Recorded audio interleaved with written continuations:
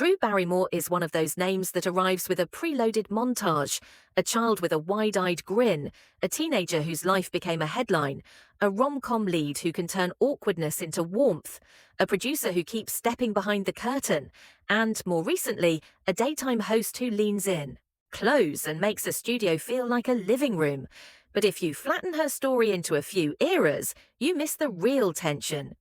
Drew's life isn't a straight line from trouble to triumph. It's a repeated fight for authorship, over her image, over her choices, over what Drew Barrymore is allowed to mean. She wasn't simply famous early, she was famous before she had the vocabulary to describe what fame was doing to her. That's why her biography plays like a documentary with a heartbeat.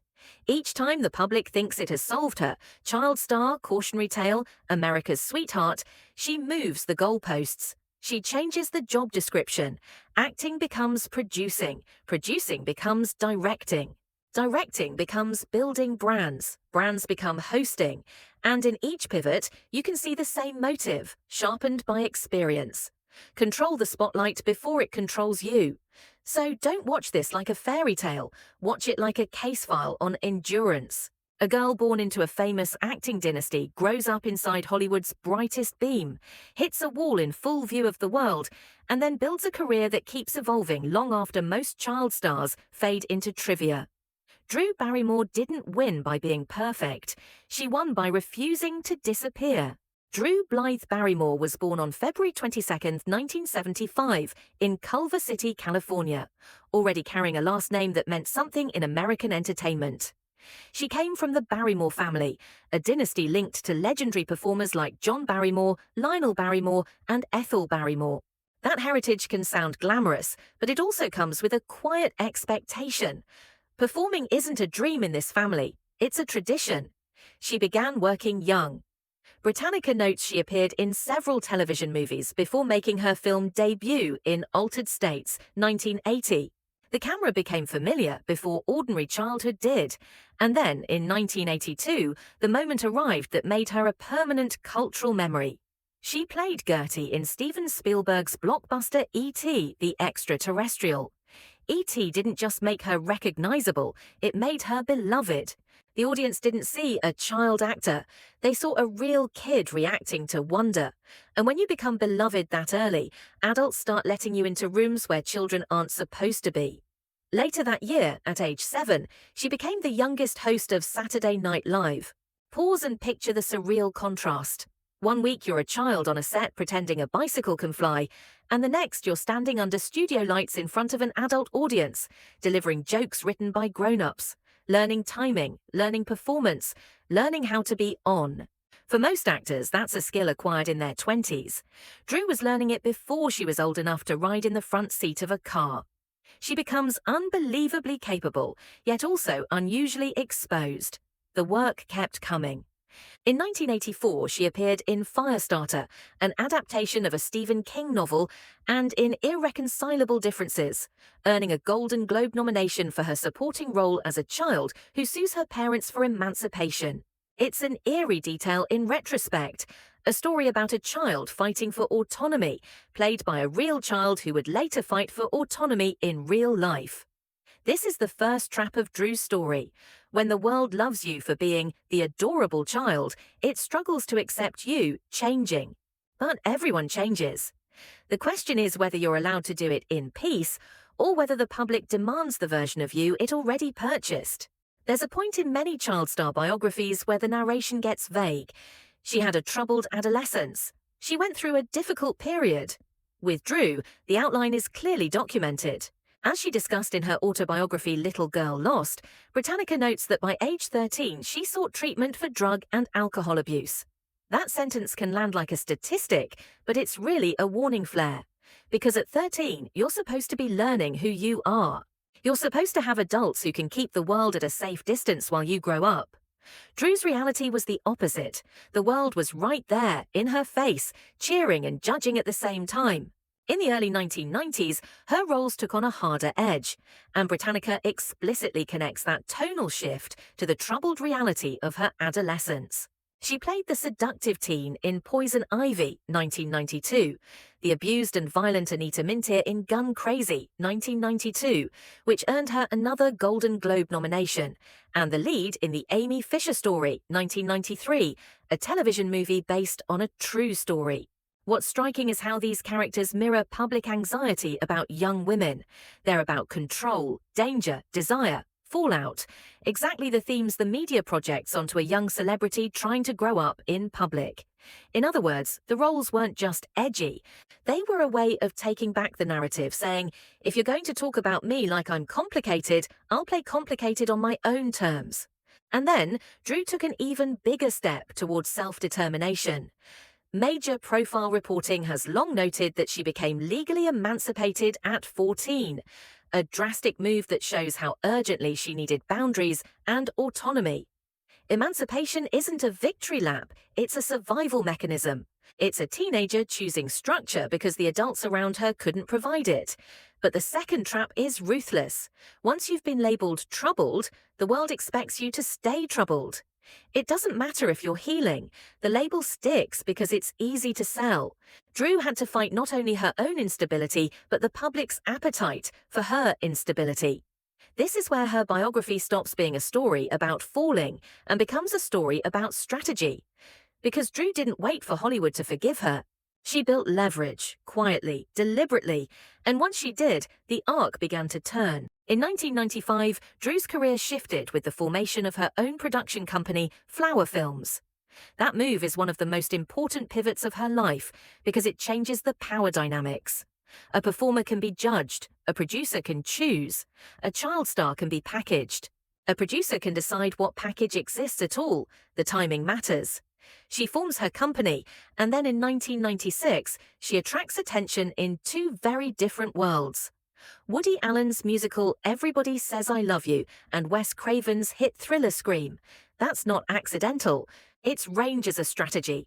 Show the industry you can belong anywhere, so no one role can trap you. Then the romantic lead era follows.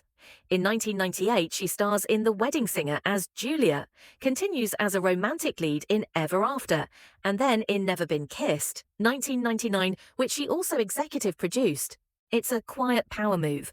The audience gets the sweetness, and behind the scenes she's learning how stories get chosen, shaped, and sold. Her filmography in this period reads like a reintroduction to America. She returns to romantic comedy repeatedly. 50 First Dates, 2004. Fever Pitch, 2005. Music and Lyrics, 2007. He's Just Not That Into You, 2009. Going the Distance, 2010. Building a reputation for warmth and comedic timing, the kind of safe charisma audiences invite into their homes. But Drew doesn't stop at being likable. She also expands into blockbuster action. Britannica notes she produced and starred in Charlie's Angels, 2000, and its sequel Charlie's Angels, Full Throttle, 2003, based on the 1970s TV series. Those movies do more than entertain. They prove she can carry a franchise as both star and producer. The message is clear. She can be cute, she can be funny, she can be physically fearless, and she can run a set. And she still keeps a door open for surprise. In 2001, she plays a teacher in the cult sci-fi film Donnie Darko. That left turn matters because it prevents the public from freezing her inside one genre. If rom-com is the lane that restores trust, cult work is the lane that preserves edge. Behind all of this is a quiet lesson for anyone who grew up too fast. You can't undo the past, but you can build a future with more choices in it. Drew's comeback works because it isn't built on denial. It's built on craft, consistency, and control. Show up, deliver, repeat, until the industry has no choice but to treat you like a grown-up. After the comeback, the risk wasn't scandal anymore. The risk was stagnation, being frozen as the rom-com girl. Drew avoided that by proving she could do serious work and long-form storytelling while expanding her control behind the scenes. In 2009, she made her directorial debut with Whip It, a coming-of-age story about a rebellious teenager who joins a roller derby team. Directing is the ultimate declaration of authorship. It says, I'm not only living my narrative, I'm shaping narratives. That same era also brought one of her most respected performances. Britannica notes she starred as Little Edie Bouvier-Beale in the television movie Grey Gardens, based on the 1975 documentary by Albert and David Maysles, and she won a Golden Globe Award for her performance. This award is evidence. She can disappear into a character so fully that the audience forgets the tabloid version of Drew. Then, in the streaming age, she anchored Santa Clarita Diet, 2017-2019, opposite Timothy Oliphant, playing a real estate agent whose life takes a wildly dark turn. The point isn't the plot, it's that she could still be the center of a modern series. Different tone, different audience, different era of Hollywood. She also kept building a public life that wasn't only about acting. Britannica notes she founded the beauty label Flower in association with Walmart in 2013. And it lists later books as well, memoirs like Wildflower, and the lifestyle book Rebel Homemaker, Food, Family, Life, co-written with Pilar Valdez. The point isn't celebrity lifestyle content. The point is adaptability. When the camera isn't rolling, she's still telling stories, just in a different medium. A memoir is a way to narrate your own past instead of letting old clips narrate it for you. A lifestyle book is a way to say, I'm not only a face on a screen, I'm a person building a life, a home, routines, food, family moments. For someone who grew up inside sets and sound stages, that ordinary framing is radical. It's proof she can live outside the machine and still be herself. And then there's the business reality. Brands have seasons too.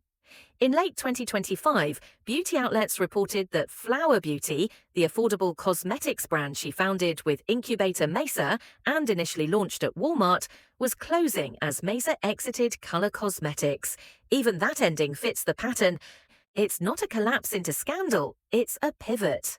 Reporting noted that Barrymore continued other ventures, including Walmart-linked lines like Beautiful by Drew, Home Goods, Flower Eyewear, and Flower Hair Tools, alongside her daytime talk show. Even her TV choices show that same flexibility.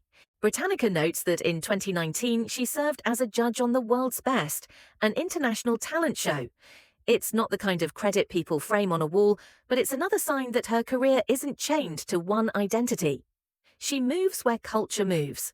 By this stage, Drew's life looks less like a fragile comeback and more like a portfolio. Actor, producer, director, memoirist, lifestyle author. Each label is another exit route from the old trap of being defined by one chaotic chapter.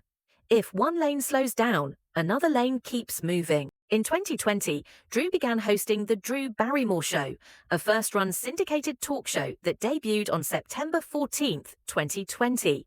The format is telling. This isn't a performance behind a character's mask. It's Drew as Drew, curious, emotional, self-deprecating, and intensely human. Talk shows are a different kind of spotlight. In film, you can hide behind scripts and editing.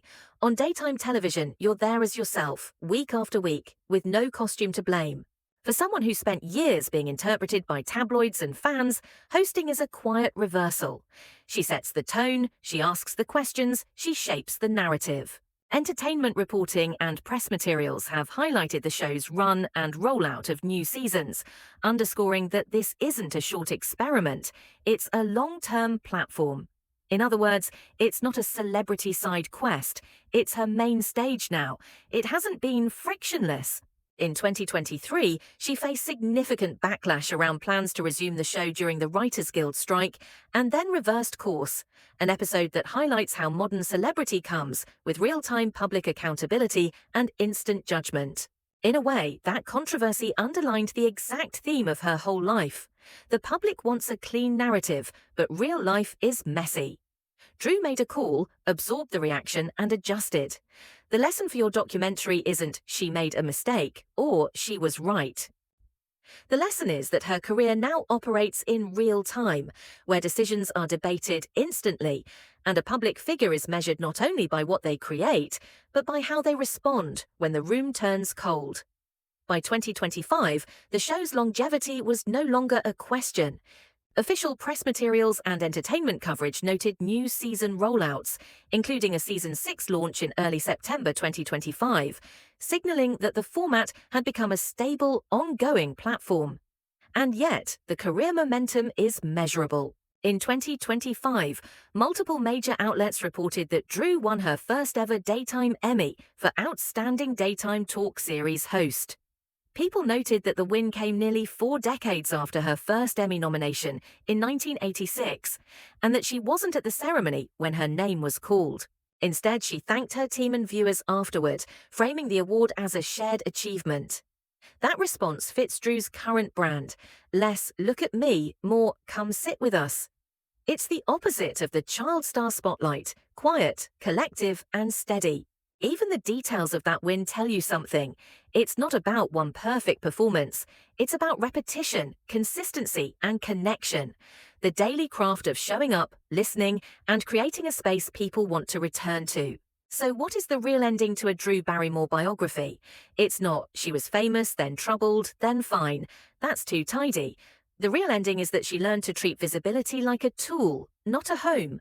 She learned that fame can be loud and unstable, but craftsmanship and control can be built, layer by layer, until they hold.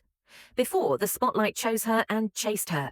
Now she chooses the spotlight and directs it toward films she produces, worlds she builds, brands she launches, and conversations she hosts. Her life is proof that a person can be publicly defined, publicly broken, and still rewrite the definition in front of everyone. And maybe that's why people keep rooting for her. Drew Barrymore doesn't feel like a myth.